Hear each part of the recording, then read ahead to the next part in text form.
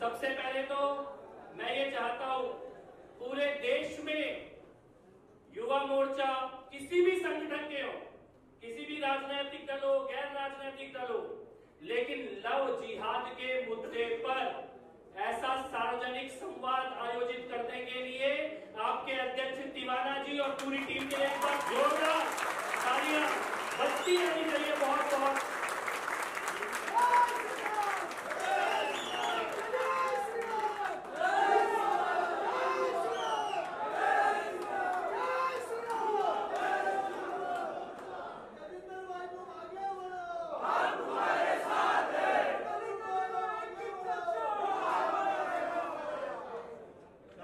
बहुत उपस्थित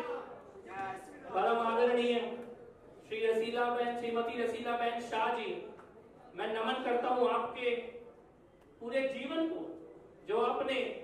धर्म के लिए, राष्ट्र के लिए, संगठन के लिए, बेटियों के लिए, जब आप बोल रहे थे यहां पर तो ऐसा लग रहा था कि हम गलत जगह बैठे हैं, हम सबको इधर सामने बैठा होना चाहिए नीचे जमीन पे और आपको सुनना चाहिए। इस प्रकार का लगातार एहसास हो रहा था। विषय की गहराई, समझ, अनुभव, दर्द, पीड़ा और आज भी आपकी वाणी में जो ओज था, मैं ये कह सकता हूं शायद इस कमरे में जितने युवा मोर्चा के कार्यकर्ता बैठे हैं उनमें सबसे ज्यादा युवा अभी भी आप ही हो। यहाँ पर सुधा जोशी जी एक वकील के तौर पर भी और लव जिहाद के विषय पर गहरी समझ, केसेस की समझ, मुझे लगता है कि बार बार आपको यह संवाद आयोजित करना पड़ेगा सुधा जी को सुनने के लिए, रसीलाबेन शाह जी को सुनने के लिए। यहाँ पर मंच पर उपस्थित आपके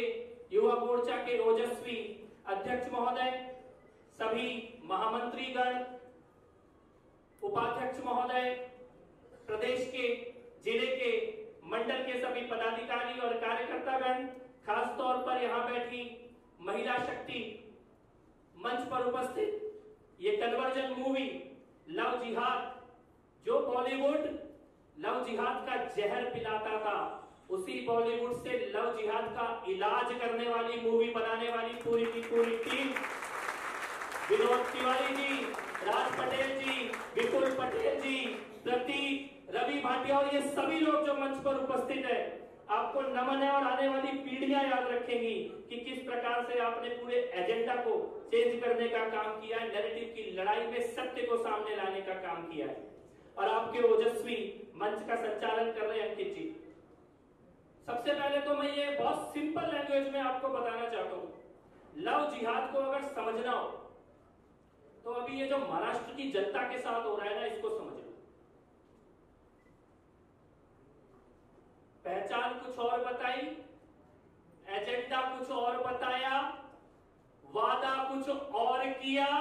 और जैसे ही रिश्ता पक्का हो गया आज हनुमान चालीसा भी पढ़ने से, ये है लव जिहाद। आपके सामने तो लाइव चल रहा है लव जिहाद महाराष्ट्र में। ये प्रतीक शुक्ला यहां बैठे हैं, ये फिल्म का हीरो भी है और विलेन भी है,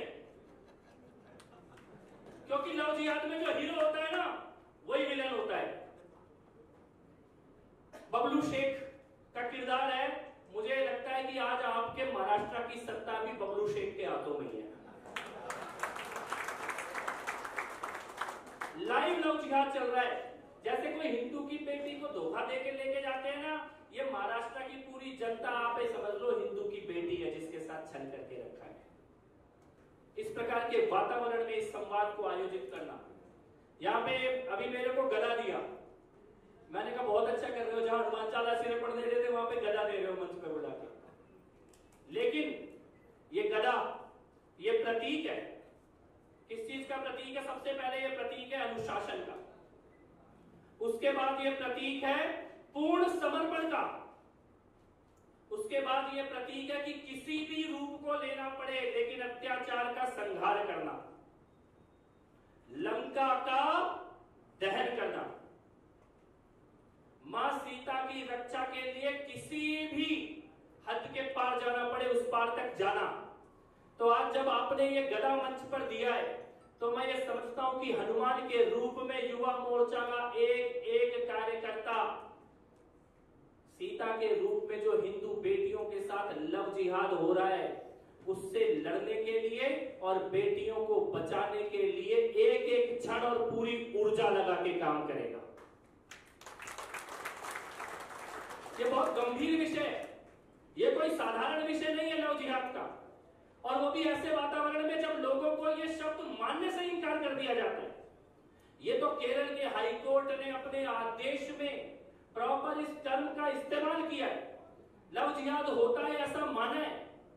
लेकिन इसका विकराल रूप अगर आपको देखना हो तो आप अपने शहर में गलियों में जाकर बेटियों का हाल देखना। हर मोहल्ले के अंदर, देश के हर जिले के अंदर बेटियां इस लव जिहाद नाम के शैतान का शिकार हो रही हैं। पहचान झूठी, वादे झूठे और बाद में अत्याचार की ऐसे कोई वर्णन नहीं किया जा सकता किस सीमा तक अत्याचार किया जाता है। कई लोग बोलते हैं कि प्रेम तो हो ही सकता है, लव हो सकता है, आकर्षण हो सकता है, संबंध हो सकते हैं, लेकिन लव जिहाद को समझना हो तो बड़ा सिंपल सा नियम है। अगर रिश्ता झूठी पहचान बताकर बनाया जा रहा है, शुरुआत झूठ से हो रही है, तो वो प्रेम नहीं हो सकता, फिर वो जिहाद है। अगर संबंध बनने के बाद धर्म परिवर्तन का दबाव डाला जा रहा है, अपने धर्म का पालन करने की आजादी को छीना जा रहा है, तो फिर वो प्रेम नहीं हो सकता, वो जिहाद है।